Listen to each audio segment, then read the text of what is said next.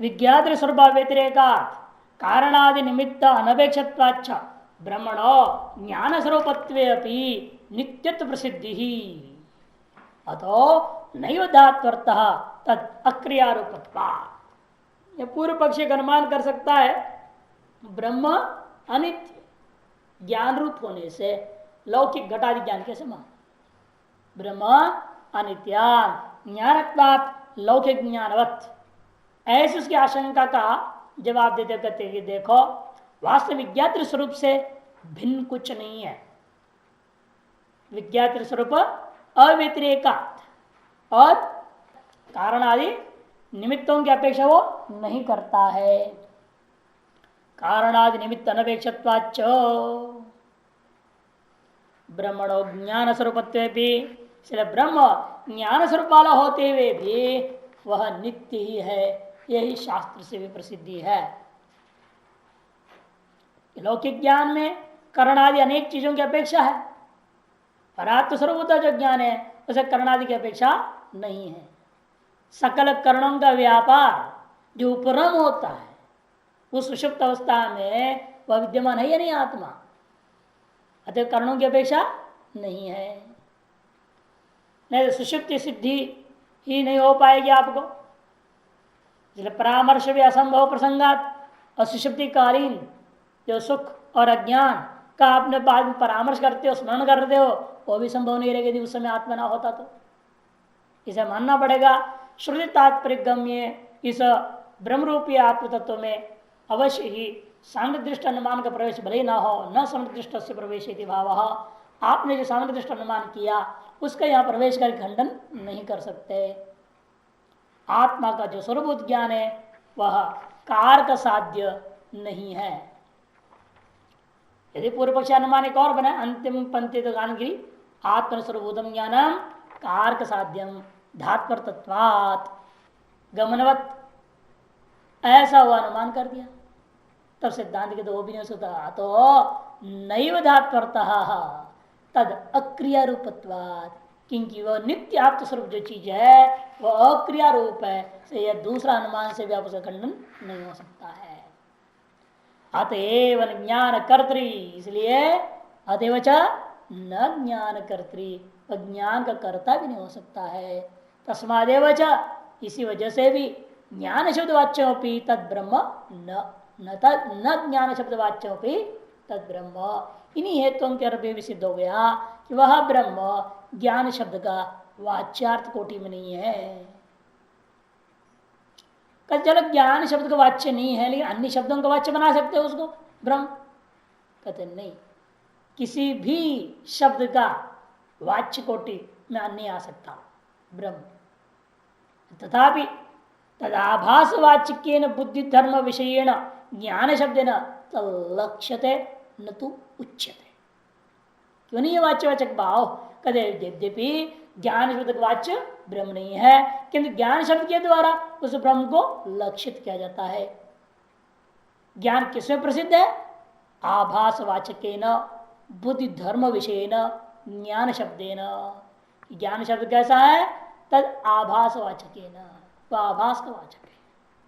चित्त के आभास वाचक है, ब्रह्म के चैतन्य, ब्रह्म चैतन्य के आभास पड़ रहा है ना, वहां पर चैतन्य आभास पड़ा वृत्ति में, उसका नाम ज्ञान हो गया। और वृत्ति कहां से आई? बुद्धि का धर्म है, बुद्धि का स्वभाव है, वृत्ति रूप में परिणामी होते रहना। इसीलिए बुद्धि धर्म विषयेण, बुद्धि का वृत्ति को विषय करता हुआ जो चिदाभास का वाचक रूपेण सुप्रसिद्ध लोक में जो ज्ञान शब्द, उस शब्द के द्वारा हम ब्रह्म को तत् लक्ष्यते न तो उच्यते, उसको हम लक्षित मात्र कर रहे हैं ब्रह्म को। इस शब्द के द्वारा उसका वाच्यवाचक भाव संबंध नहीं समझना।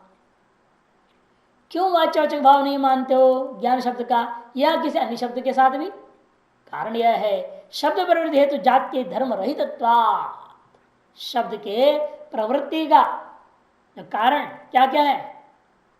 जाति, गुण, क्रिया, संबंध, रूढ़ी, ये 5 चीज होते हैं। इन 5 में से एक कारण हो तो शब्द प्रवृत्त होता है इस वस्तु के प्रति।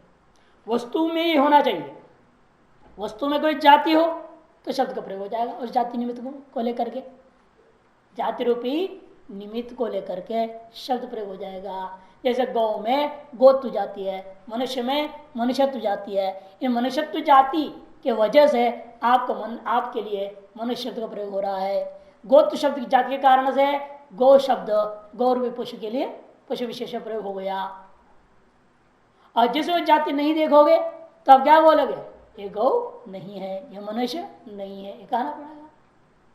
जहां आपको वह जाति दिखाई देती है, अनुभव में आता है, तो वहां पर शब्द प्रयोग करोगे आप, है या नहीं। इसे जाति शब्द प्रयोग के प्रति एक निमित्त बना। दूसरा क्रिया है, गुण। जाति के बाद गुण, शुक्लादि गुण है। वहां गुण में भी गुणत्व जाती है, लेकिन शुक्ल में शुक्लत्व जाती है। इनको निमित्त बना करके शुक्लादि गुणों में भी शब्द का प्रयोग हो गया। जैसे शुक्ला शब्द कहां से आया, गुण विशेष के कारण से शब्द प्रयोग हो रहे हैं। और क्रिया को लेकर के इसी प्रकार से गच्छति, ये सब प्रयोग हो रहे हैं क्रिया को लेकर के। संबंध को लेकर के, जैसे राजपुरुष है, राजा का या आदमी है, संबंध को लेकर के भी शब्दों का प्रयोग होता है, राजपुरुष इत्यादि। और रूढ़ी है, उद्भिज शब्द क्या है, रूढ़ी में प्रयोग हो जाता है। याग का नाम विशेष हो गया उद्भिज, या नहीं, याग का नाम उद्भिद पशुगाम, रूढ़ी शब्द है। वहां आप ना गुण जाति है, ना गुण है, ना क्रिया है, ना कोई संबंध से लेन देन है, नाम रख दिया गया। जैसे आजकल भी लोगों का नाम रख दिया, रूढ़ी से नाम रख दिया, न शब्द का अर्थ में घट रहा है, ना वह शब्द पहले जिस किसी के लिए प्रयोग हुआ था वो चीज आप में घटता भी नहीं। भगवान का नाम रख देते हैं, संतों का नाम रख देते हैं बच्चों को, है ना। इसका नाम क्या है, विष्णु प्रसाद कर दिया, है? लक्ष्मी प्रसाद, और लक्ष्मी है नहीं, धीरे धीरे घूम रहा। तो नाम इस तरह से रूढ़ी कह दिया जाता है, इनको रूढ़ी रख दिया गया है। और ब्रह्म में क्या है, इस शब्द की प्रवृत्ति का निमित्त भूता इन पांचों में से कोई भी चीज नहीं है। ब्रह्म में, ब्रह्म में कोई जाति नहीं हो सकती, नहीं है कौन के हिसाब से भी एक में अद्वितीय तत्व में जाति नहीं है। तो कोई गुण है क्या, वो निर्गुण है और गुण नहीं। क्रिया है, कहते नहीं, निष्क्रिय है। संबंध कैसे होगा, दो के बीच संबंध होता है, एक में अद्वितीय तत्व में संबंध भी नहीं हो सकता। और रूढ़ी भी नहीं है। रूढ़ी किसको कहते हैं, प्रत्यार्थ निरपेक्ष शब्द प्रयोग, उसमें रूढ़ी कहते हैं ना।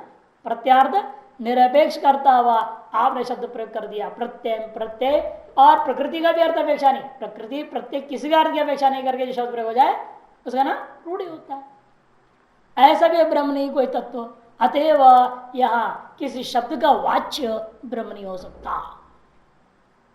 तथा सत्य शब्देना भी सर्वविशेष प्रत्यस्तमित स्वरूपत्वात् ब्रह्मणो बाह्य सत्ता सामान्य विषयेण सत्य शब्देन लक्ष्यते सत्यम ब्रह्म इति।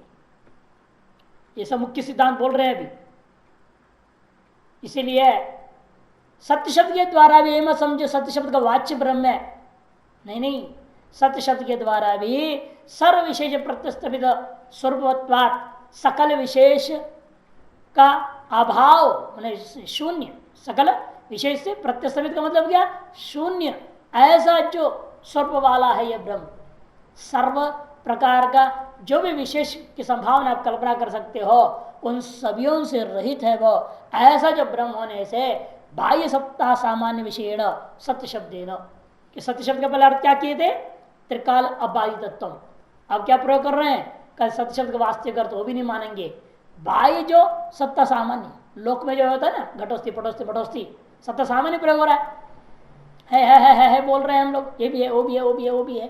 तो है बोलने के पीछे सत्ता मान रहे ना हम। जब बाह्य सत्ता सामान्य विषयेण, बाह्य कौन है, घटाध्य, तेषाम सत्ता सामान्यम तद विषयेण सत्य शब्देन, उसी में सत्य शब्द का प्रयोग होता है। लोक में सत्य शब्द किसके लिए प्रयोग किया जा रहा है, जो चीज है वो आपने वैसे कह दिया, कहते हाँ जी सत्य है। सत्यवचन महाराज पंजाबियों की जैसे है, सत्यवचन बोलते हर चीज, क्योंकि ये मान के आप जो है वही कह रहे, जो नहीं है ऐसे फालतू बात, झूठ छल कपट नहीं है। वहां क्या होता है, लोग सत्य शब्द है, साधु शब्द है, ये सब पर्यायवाची है। सत्ता सामान्य का द्योतक शब्द है सब। सत्य कहो, साधु कहो, साम कहो, ये सब क्या है? सत्ता सामान्य का बोधक है। वही करे सत्ता बाह्य घटादियों में जो सत्ता सामान्य रूपेण दिखाए अनुभव में आता है उसको विषय करने वाला सत्य शब्द के द्वारा भी सत्यम ब्रह्म इति लक्ष्यते। इस सत्य शब्द का भी वाच्यार्थ ब्रह्म नहीं है, न तो सत्य शब्द वाच्य में ब्रह्म, इसे सत्य शब्द का वाच्य ब्रह्म है, ऐसा भी आप कभी ग्रहण न करें। एवं सत्यादि शब्द इतरेतर सन्निधौ अन्योन्य नियम्य नियामका संत सत्यादि शब्द वाच्यात निवर्तका ब्रह्मणो लक्षणार्थाश्च भवन्ति इति अतः सिद्धम इत्यादि है ना। आनंदगिरी सत्ता यस्य अस्ति तत्सत्यम इति लोक रूढ़ी, सत्ता जिसके अंदर है उसको सत्य करके कहते हैं, लोक में रूढ़ी है। सत्ता च अनुगत रूपम सामान्य, सत्ता एक अनुगत रूप है घटपटादियों सभी पदार्थों में जगत में सामान्य रूप और व्यावृत्ता सत्ता विशेष, और ये व्यावृत क्या है? सत्ता विशेष है। आश्रया व्यक्त है यावत, तो अनुवृत्त है सत्ता और व्यावृत्त है तत्त सत्ता विशिष्ट पदार्थ। घटपट क्या है? परस्पर व्यावृत है, इन घटपट सभी में अनुसूत क्या है? सत्ता। तो अनुवृत्त व्यावृत सचयम अनुवृत्त व्यावृत भाव न वस्तु परस्पर अपेक्षितत्वात्, उसको भी एक कोई स्वतंत्र वस्तु नहीं मानी जा सकती है क्योंकि परस्पर अपेक्षा सिद्ध होने से। अतः यस्मिन् नयम व्यावृत्त अनुवृत्त भाव, जिसमें एतादृश व्यावृत्त अनुवृत्त भाव की कल्पना हुई है कल्पिता, तद अव्यावृत्त अनुगतम, वो व्यावृत्त भी नहीं है और अननुगतम कौन है? वो ब्रह्म, उसको यह सत्य शब्द लक्षित करता है। अनुवृत्त और व्यावृत्त पदार्थों में व्यावृत्त घटपट आदि, उनमें अनुवृत्त जो सत्ता उसका वाचक सत्य शब्द के द्वारा इन सभी का कल्पना के अधिष्ठान को वह सत्य शब्द लक्षित कर देता है। ये इसका तात्पर्य है। इसलिए कल्पित तद अव्यावृत्त अनुगत अतएव ब्रह्म लक्षित इत्यर्थ।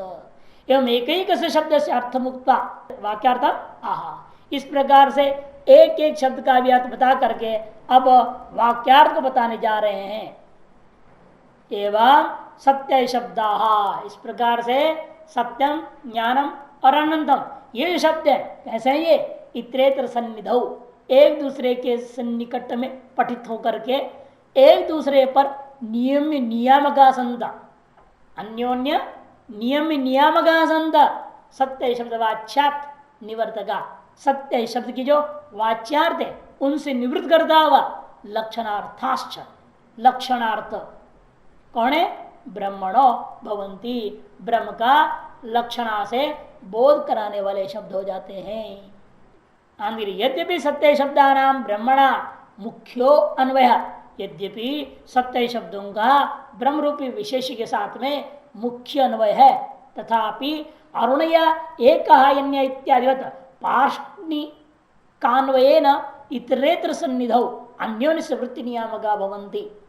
फिर भी जैसे अरुणया पिंगाक्ष एकहायन्य है ना, और संग्रह में आया था लाल रंग से खरीदो। लाल रंग से खरीदेंगे कैसे? रंग से तो खरीदा नहीं जा सकता क्योंकि रंग कोई मूर्त पदार्थ है नहीं, अमूर्त वस्तु है। तो कहा आपने लाल रंग वाली, ऐसा अर्थ क्यों? सन्निधि पढ़ के दूसरे शब्द क्या कह रहे हैं? एक साल वाली, पीली आंख वाली, ऐसी गौ से खरीदो।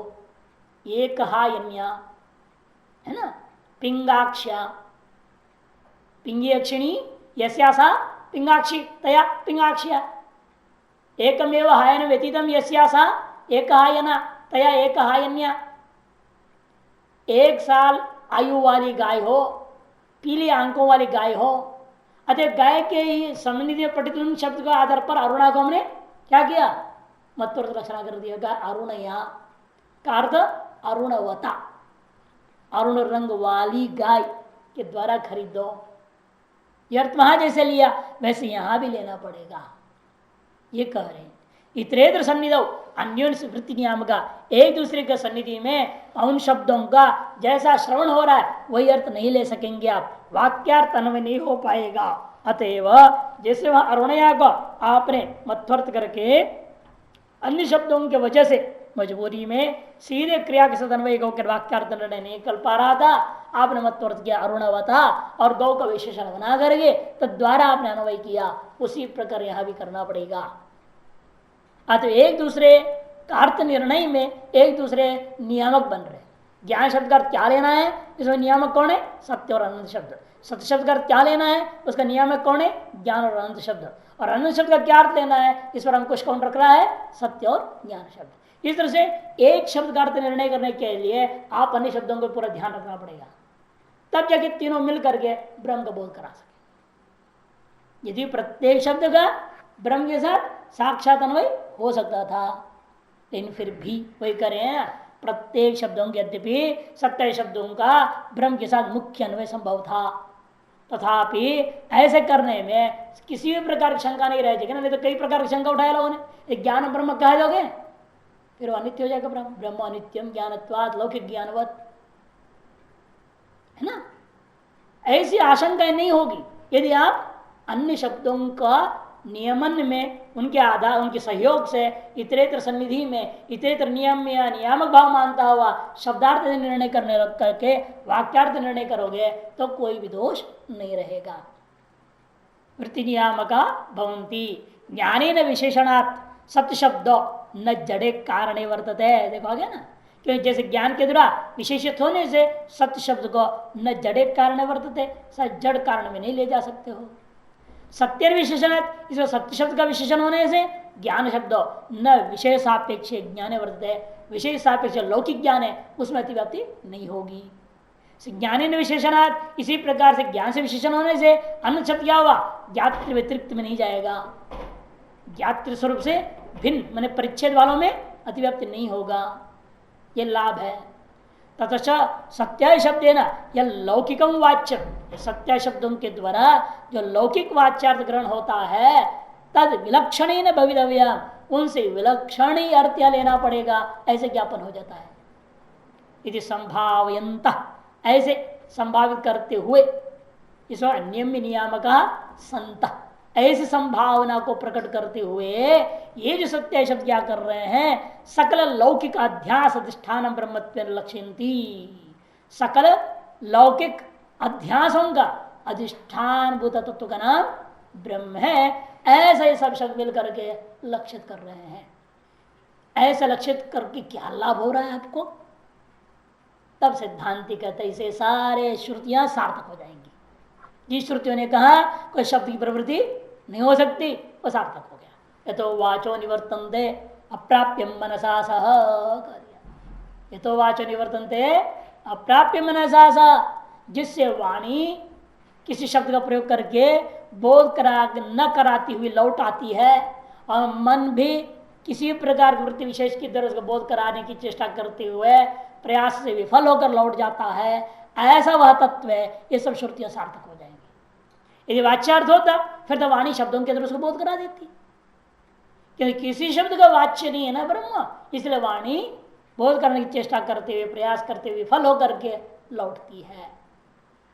शक्त्या बोध का शब्द अनंगीकारा अवाच्यत्व सकल अनिष्ट व्यवच्छेदेन एकस्यैव लक्ष्यत्वगमात्। आंध्र स्पष्ट करें कि शक्ति के द्वारा बोधक शब्द को हमने स्वीकार ही नहीं कर रहा हूं, अतएव अवाच्यत्व ब्रह्म में अवाच्यत्व। अच्छा, सकल अनिष्ट व्यवच्छेदेन, सकल अनिष्टों का व्यवच्छेद के द्वारा भी एकस्यैव लक्ष्यत्वगमात्, एक ही को लक्षित किया गया है, यही यहाँ पर स्वीकार किया। अतः गुण गुणी आदि संभेद रूप वाक्यार्थ वैलक्षण ब्रह्मण सिद्धांत से गुण गुणी आदि जो सम्मिश्रित जो वाक्यार्थ आप स्वीकार करते हो उससे भी विलक्षण है यह ब्रह्म, यह बात भी सिद्ध हो गया। वाक्यार्थ तत्व तो यहाँ पर नहीं ये बताना चाह रहे। अनिरुक्ते अनिलयने तैतरी का ही है, पहले वाला 2 4 1 है, ये तो वाचन प्राप्त और अनिरुक्त अनिलयने 2 7 1 का है। अवाच्यत्व नीलोत्पलद अवाक्यार्थत्व ब्रह्मण, ब्रह्म जो है न तो वाच्यार्थ कोटि में है न वाक्यार्थ कोटि में भी नहीं होगा, क्योंकि ये जो विशेषण प्रयोग कर रहे हैं यहाँ केवल विशेषण प्रधान विशेषण नहीं है, कह चुके हैं। इसे नीलोत्पल के समान विशेषणों से विशिष्ट गुण गुणी भाव नील क्या है? गुण, और उत्पल गुणी, गुण गुणी भाव से परस्पर संबंध जोड़ करके आप जिसे वहां वाक्यार्थ निकाले थे वैसे यहां वाक्यार्थ नहीं निकाल सकते हैं। अवाच्यत्व और अवाक्यार्थत्व भी इस ब्रह्म में ऐसा ब्रह्म होने से हम लोग क्या बोलते चले आगे के वेदांत ग्रंथों में, अखंडार्थ, अखंडार्थ वाक्य प्रतीति विषयत्व। अखंडार्थ वाक्य कौन है? तो तमसी अहम ब्रह्मास्मि। एतार्श वाक्य से जिन ज्ञान का अनुभूति विषय रूप नहीं अनुभव में आता है उसके बिना नहीं हो सकता। बाह्य विषय तो नहीं, अनुभूति रूप नहीं अनुभव में आता है। तद यथा व्याख्यातम ब्रह्म यो वेद, अब वापस मंत्र में लौटते हैं। तद्यो वेद नीतं गुहायाम, है ना मंत्र में, वहां लौट रहे हैं। सप्तमी अनंतम ब्रह्म, इस वाक्य को विचार पूरा हो गया। तद यथा व्याख्यातम ब्रह्म, तद मने जिस प्रकार अभी तक समझाया गया है ऐसा तत्वभूत जो ब्रह्म है उस ब्रह्म को यो वेद विजानाति, जो जानता है। क्या जानता है? किस रूप से वो जानता है उसको? निहितम स्थितम, वो स्थित करके जानता है। स्थित तो कहां स्थित करके जान रहा है?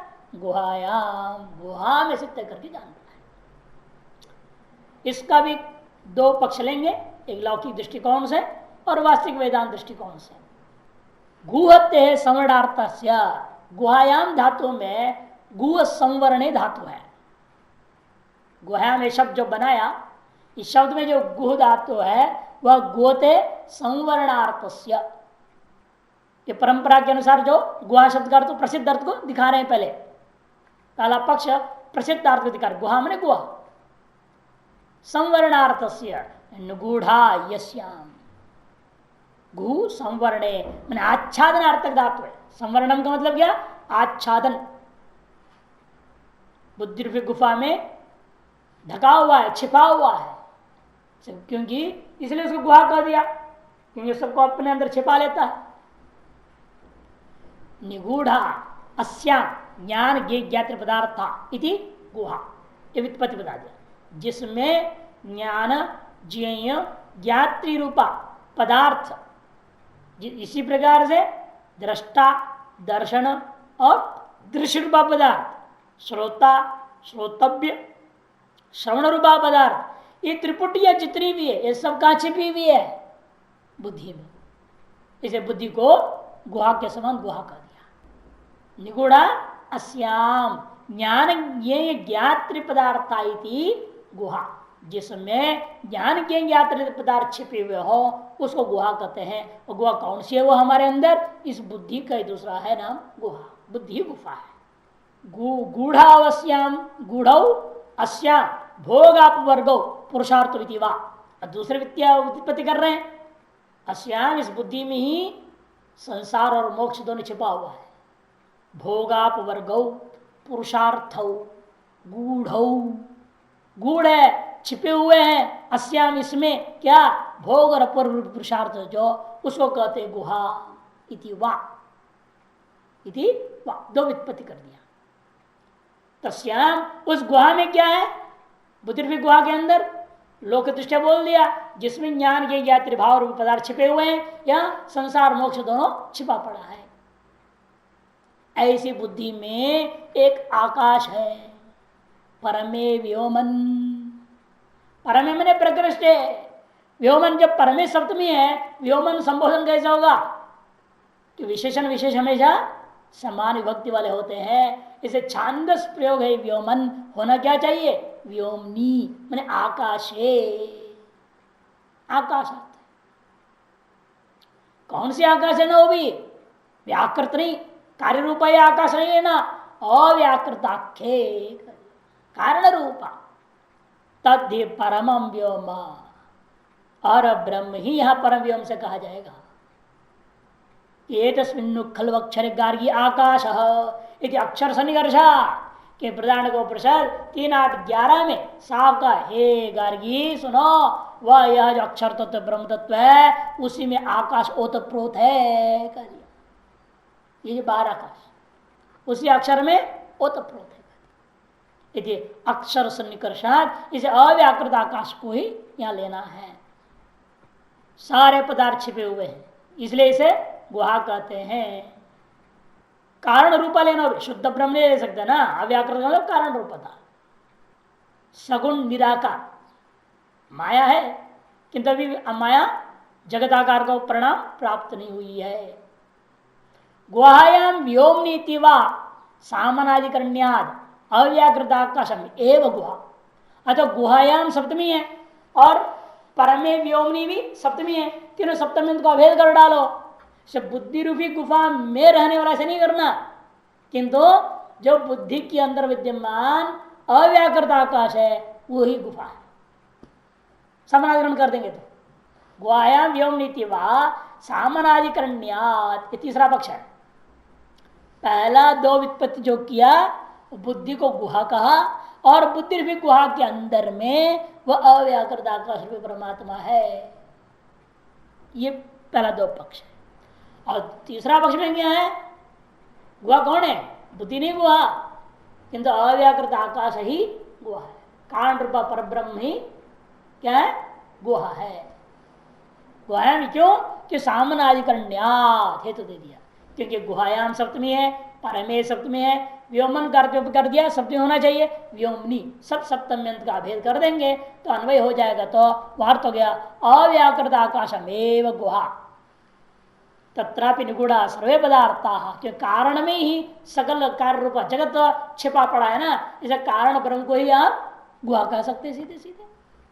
तत्रापि निगूढ़ा सर्वे पदार्था त्रिषु कालेषु कारणत्वात् सूक्ष्मतरत्वाच्च, तीनों ही कालों में सकल पदार्थ उसी में छिपे पड़े हैं। क्यों? क्योंकि वह कारण है। केवल कारण इतना ही नहीं, अत्यंत सूक्ष्म पदार्थ है। सूक्ष्म में स्थूल छिपा हुआ रहता है ना। ये सारा स्थूल असलियत में कहाँ है? इसका सूक्ष्म रूप में तो है ना। इसको चूर्ण कर देंगे तो क्या हो जाएगा? परमाणु हो जाएंगे। एकदम सूक्ष्म में ही है वास्तव में, और आप क्या दिख रहा है? लेकिन बड़ा स्थूल दिख रहा है। तो असली सारा जगत भी इसी प्रकार से जो कार्य है वह अपने कारण में छिपा पड़ा है, अधिकता नहीं है आपको। जैसे दूध में घी छिपा पड़ा है, ढूंढने पर ही मिलेगा नहीं, विशेष प्रक्रिया से आपको उसको ग्रहण करना पड़ता है। उसी प्रकार यहां पर भी है, और कारण ब्रह्म में सारा जगत छिपा है। अच्छा, कारण को ग्रहण कर लो तो सारा जगत का असलियत पता चल जाएगा, है या नहीं? एक कार्य में कितनी सत्यता है कि वास्तव में केवल कल्पित भ्रांति के कारण में। कारण कैसे ग्रहण करें हम? बड़े कठिनाई से होता है ग्रहण।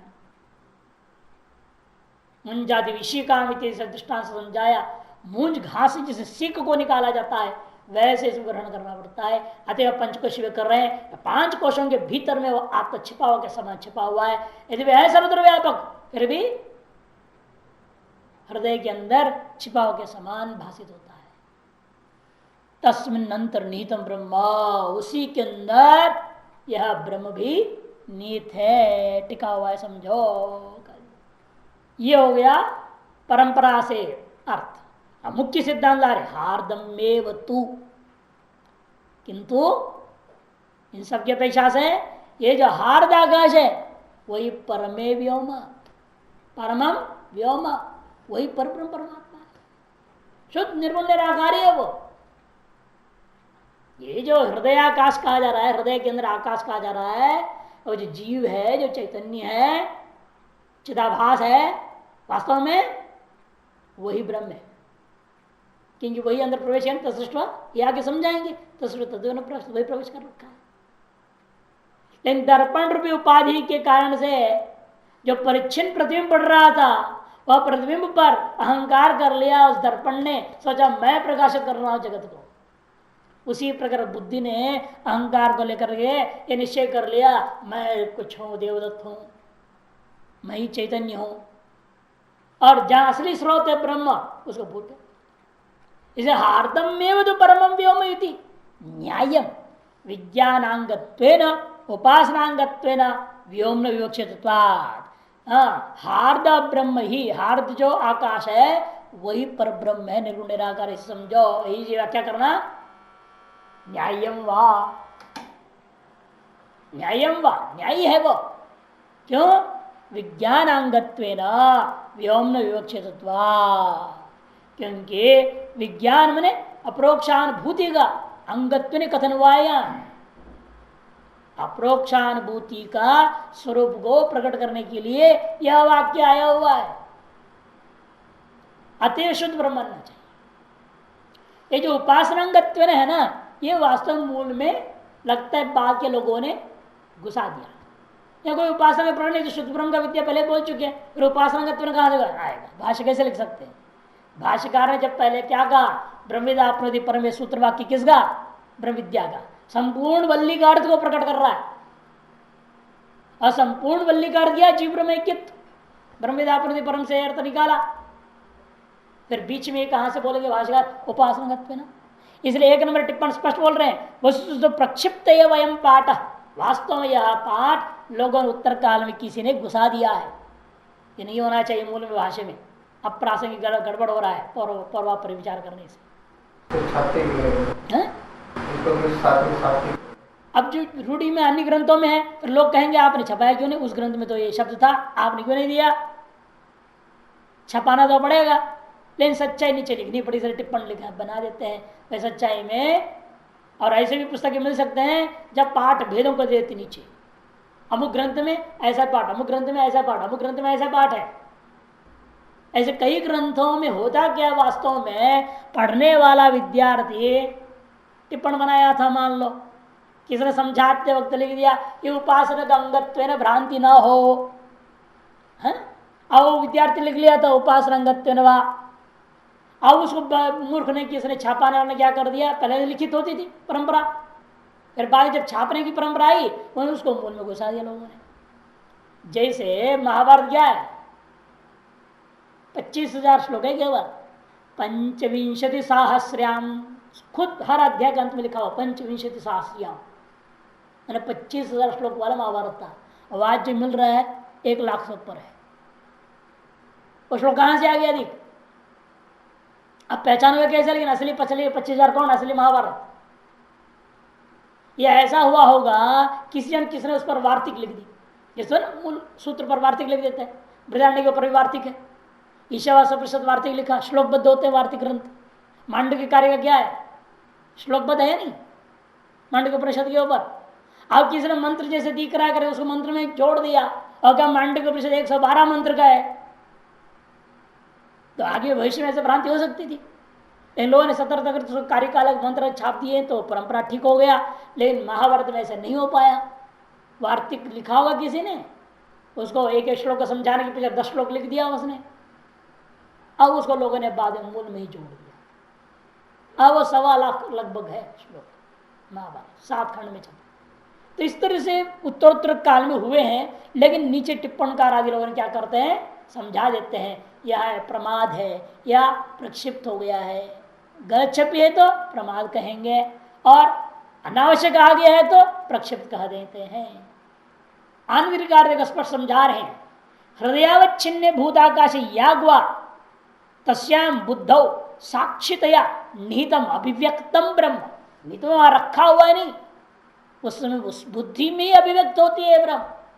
यह जो ब्रह्म है बुद्धि में ही अभिव्यक्त हो, जिस दर्पण में ही वह सूर्य का प्रकाश अभिव्यक्त होकर प्रतिबिंबित कर प्रतिबिंब उठता है। कहां से? दीवार से क्यों प्रतिबिंब नहीं हो रहा? यदि सूर्य प्रकाश सर्वत्र व्यापक है, इन सब जगह से प्रतिबिंब थोड़ी आ रहा है, नहीं आता, दर्पण में ही विशेष।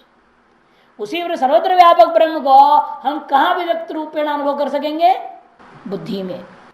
इति व्याख्यानम युक्तम, इस यही व्याख्यान उचित है पहले की अपेक्षा से। क्यों?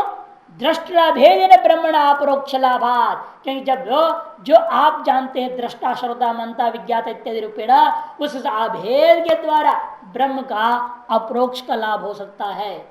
अन्यथा समष्टि रूपे व्याकृते माया तत्वस्थितम ब्रह्म इत्युक्ते, यदि कहोगे समष्टि रूप अव्याकृत में माया तत्व विशेष जो चैतन्य में अवस्थित ब्रह्म ऐसे कहोगे, ब्रह्मण पारोक्षम प्रसज्जित, ब्रह्म परोक्ष हो जाएगा। क्योंकि आप हो वेष्टि और ब्रह्म कहाँ है? माया में, और माया का अंश आप अविद्या है उपाधि वाला, और अविद्या उपाधि में यदि ब्रह्म को नहीं मानोगे फिर आपको क्या करना पड़ेगा? पहले अविद्या उपाय से उठ करके मायर उपाधि वाला होना पड़ेगा। व्यष्टि से समष्टि भाव को उठनी पड़ेगी और समष्टि में अपने स्व उपाधि में पड़ा हुआ आभासभूत ब्रह्म को ग्रहण करना पड़ेगा, अनुभव करना पड़ेगा। तो व्यष्टि में रहकर इसका मतलब क्या? कभी मोक्ष किसी को हो ही नहीं सकेगा कि व्यष्टि में रहते हुए आपको सदा समष्टि क्या है? परोक्ष ही होता है। समष्टि को कोई देख सकता है क्या व्यष्टि में रहते हुए? इसलिए समस्या हो जाएगी। फिर समष्टि में ही वो मान लोगे तो पारोक्षम प्रसज्जित, पारोक्षण ज्ञानम न अपरोक्ष संसार अध्यास निवर्तकम। और जो परोक्ष ज्ञान है उत्पन्न परोक्षता विषय विद्यमान जो ज्ञान है वह अपरोक्ष संसार का अध्यास का निवर्तक नहीं हो सकता। कि परोक्ष और अपरोक्ष कोई लड़ाई नहीं है, दो अपरोक्ष का आपसी लड़ाई होती है।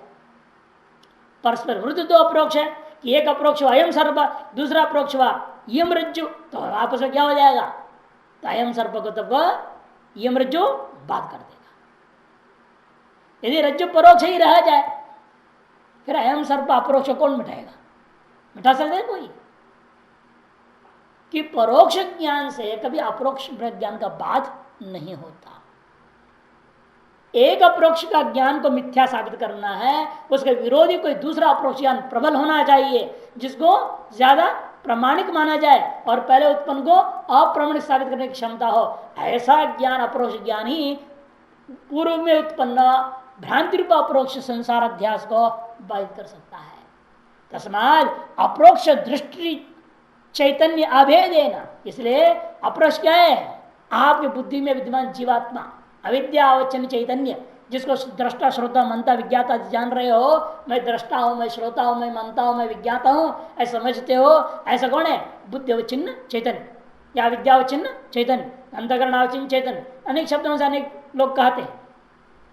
वह अपरोक्ष है आपका, वह अपरोक्ष जो दृष्टा है, दृष्टि चैतन्य, उसके साथ अभेदन ब्रह्मण सहृदय प्रत्यक्षताया, अपने इस वेष्टि का शरीर में विद्यमान इस वेष्टि हृदय में ही प्रत्यक्ष जब होता है तभी मोक्ष होगा, नहीं तो ये भारी समस्या होगी।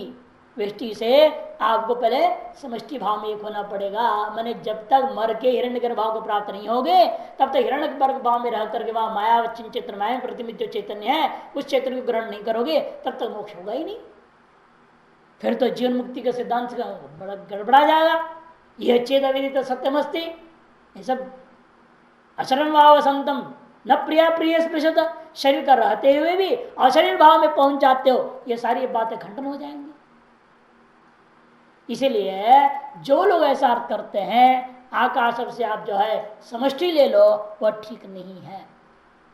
विवक्षितत्वात् हृदयाकाशम विज्ञान शेषभूत विवक्षित, हृदयाकाश ही विज्ञान का शेषभूत है। इसलिए आनंदकार ने भी यहाँ विज्ञान शेषभूतम कहा, उपासनांग भूतंच ऐसा नहीं बोले जिस मूल में है।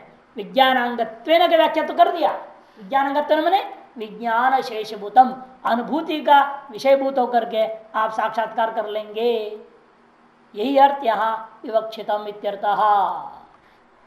कति आप निर्णय कैसे ले लिया? जो हृदयाकाश है वही ब्रह्म है, अलग नहीं है। ये कैसे निर्णय लिया? कहे चांद्य को प्रश्न में कहा है जो ये हृदयाकाश है वही बाह्य आकाश है, जो बाह्य आकाश है वही ब्रह्म आकाश।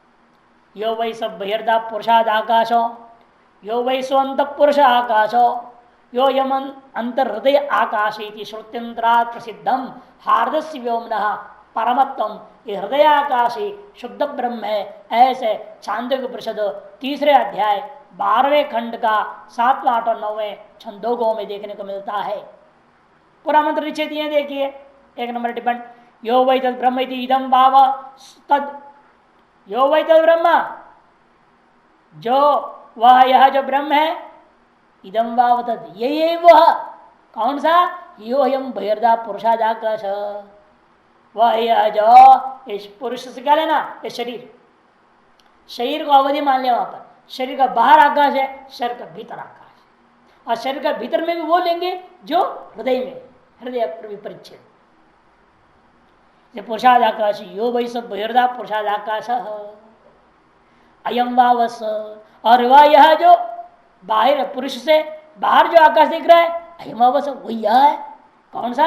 यो यम अंत पुरुषाकाश, जिस पुरुष के भीतर वाला आकाश है।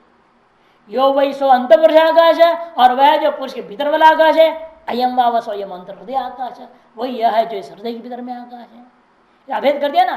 तदे तत्पूर्णम अप्रवृत्ति पूर्णाम अप्रवृत्ति श्रियम लभते एवं वेद। और वह यह जो आकाश है वही पूर्ण है और अप्रवृत्ति मैंने अविनाशी है। जो ऐसा जानकर चिंतन करता है वह व्यक्ति भी पूर्ण और अविनाशी ऐश्वर्य को प्राप्त करता है। वह यह जो ब्रह्म है वही यह बाह्य आकाश है। जो वह बाह्य आकाश है वही पुरुष के भीतर वाला आकाश है। जो वह जो भीतर वाला आकाश है वही हृदय के अंदर वाला आकाश है। ऐसा भेद करके बिल्कुल सुंदर समझाया है वहां पर। अतः हृदयाकाश में जो आप देख रहे हो चैतन्य अनुभूति होती है वह हृदयाकाश ही चैतन्य है, वही ब्रह्म है, वही आप है। समझो तस्मिन् हार्दे व्योमनि या बुद्धि, ऐसे हार्द ब्रह्म में जो बुद्धि की कल्पना हुई है गुफा, तस्याम निहितम ब्रह्म, गुहा जैसे गुहा है उसमें यह चैतन्य निहित मने अप्रोक्ष होता है। तद्विरुक्त्या विविक्ततया उपलब्ध है। कहने का मतलब बुद्धि में प्रतिमित होता हुआ प्रतिफलित होता हुआ ही वह उस बुद्धि वृत्ति के द्वारा ही अखंडाकार वृत्ति के द्वारा ही विविक्ततया अन्य सकल विषयों से अलग करते हुए आप अनुभव कर पाते हैं। उसमें ब्रह्म निहित है अर्थात जब बुद्धि वृत्ति से पृथक रूप में वह स्पष्ट उपलब्ध होता है। नहीं अन्यथा विशिष्ट देश काल संबंधो अस्ति ब्रह्मण, यह प्रक्रिया को अपनाए बिना आप जो है किसी भी अन्य प्रकार से उस ब्रह्म को किसी विशिष्ट देश किसी विशिष्ट काल आदि से संबंधित करते हुए संकोच नहीं कर सकते। क्यों?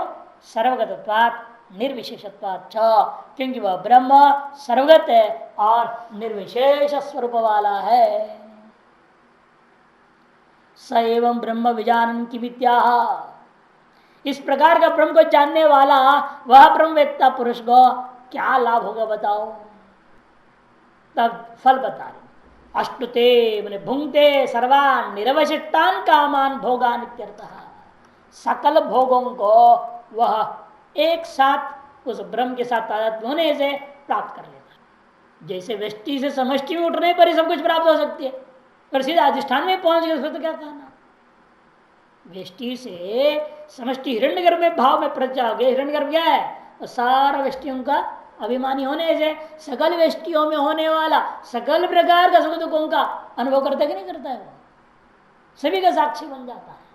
और जब आप उसका भी अधिष्ठान शुद्ध ब्रह्म में अपने आप को मानकर अनुभव कर रहे हो हम ब्रह्मास्मि, उसको तो कहना ही क्या है।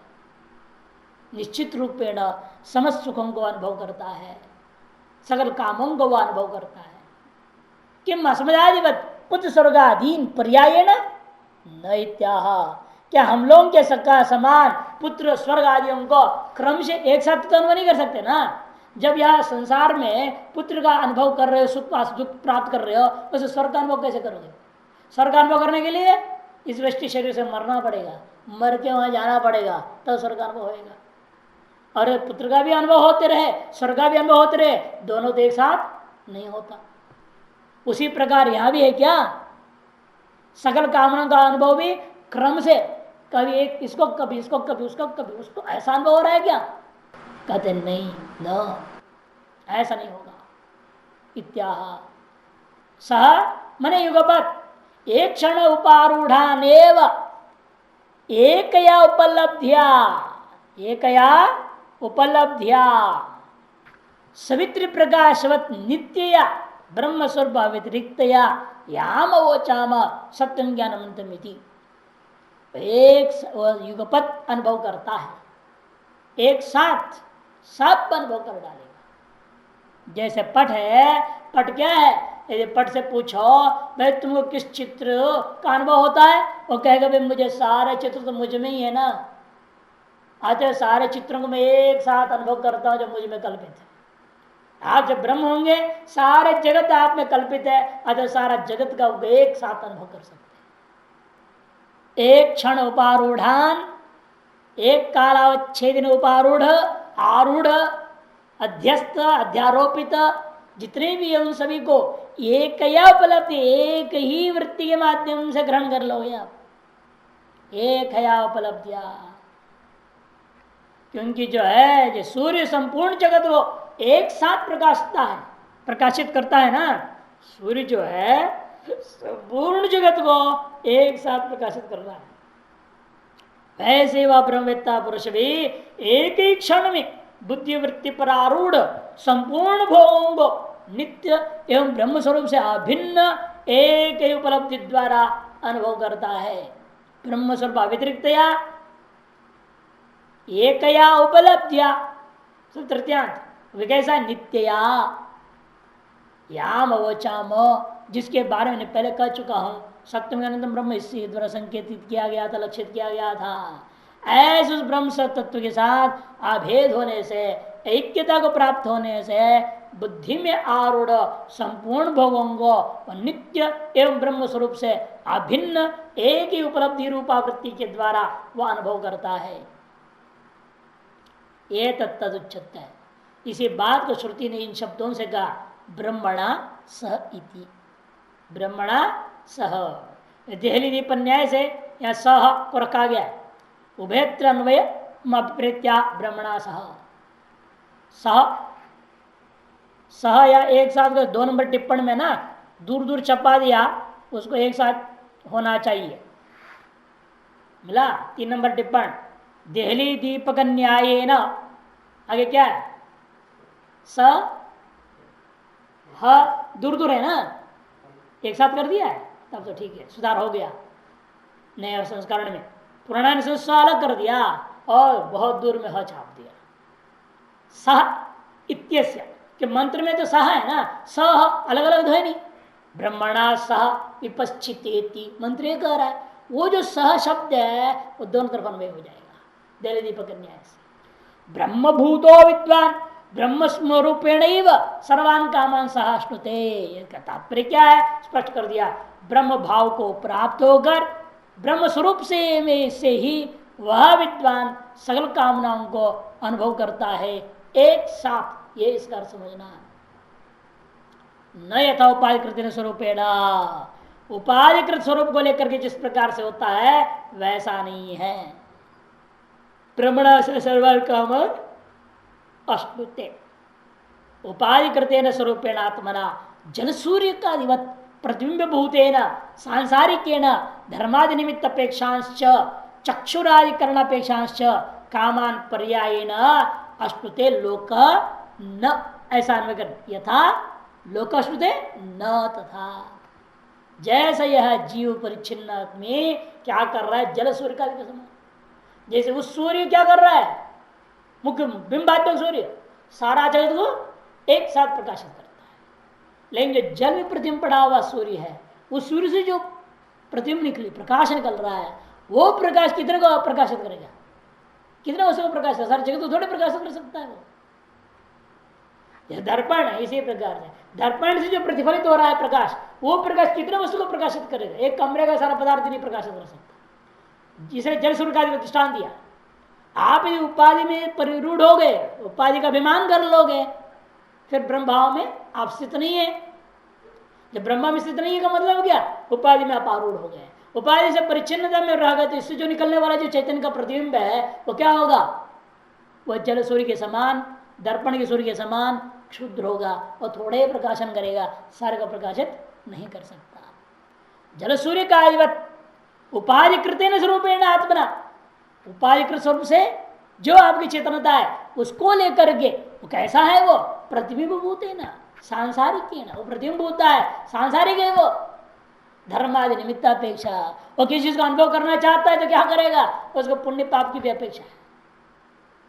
यथार्थ अनुभव में क्या है, पुण्य हो तो यथार्थ अनुभव होगा, पाप हो जाए तो प्रकट हो जाए तो यथार्थ अनुभव होगा, भ्रांति में पड़ा रहेगा आदमी।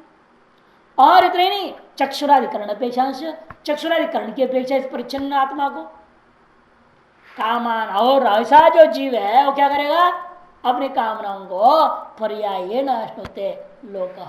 ये जीव जो है क्रम से ही कभी इसको कभी उसको कभी उसको अनुभव कर पाता है।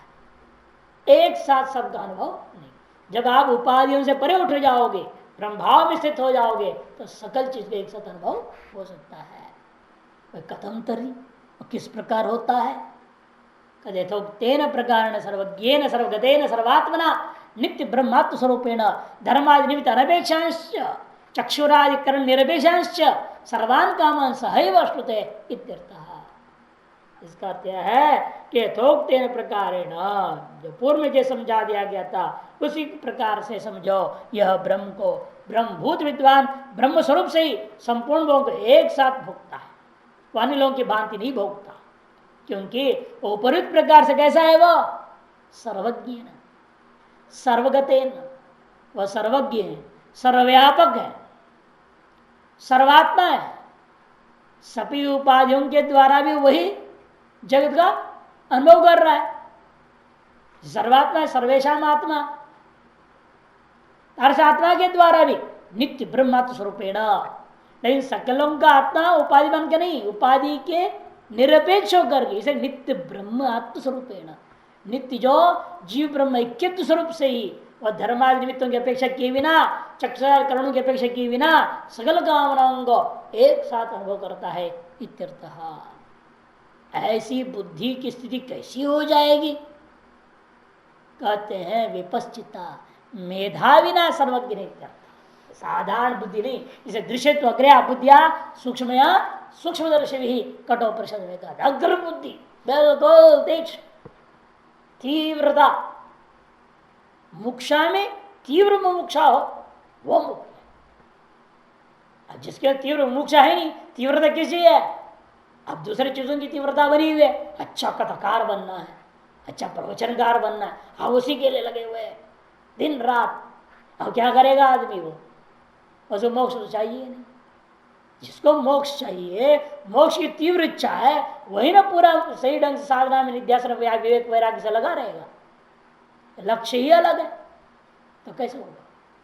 इसलिए कहते हैं कि ये जो व्यक्ति कौन होगा? इसे कहते हैं मेधाविना सर्वज्ञ न, सर्वज्ञ रूपा मेधावी के द्वारा ही संभव है। ये पश्चित कहते मेधावी को, जो सर्वज्ञ समान मेधावी है।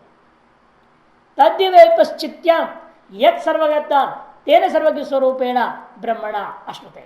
वह यह जो वैपश्चित्य है, जो सर्वज्ञत्व है, उसके द्वारा अंतरार सर्वज्ञ स्वरूप के द्वारा ऐसा जो ब्रह्म स्वरूप है, सर्वज्ञ स्वरूप ब्रह्म है, तद्वारा ही वह अश्नुते इति शब्दो मंत्र परिसमाप्त्यर्थः। इति शब्द जो आया यहाँ मंत्र का परिसमाप्ति का द्योतन करने के लिए आया हुआ है।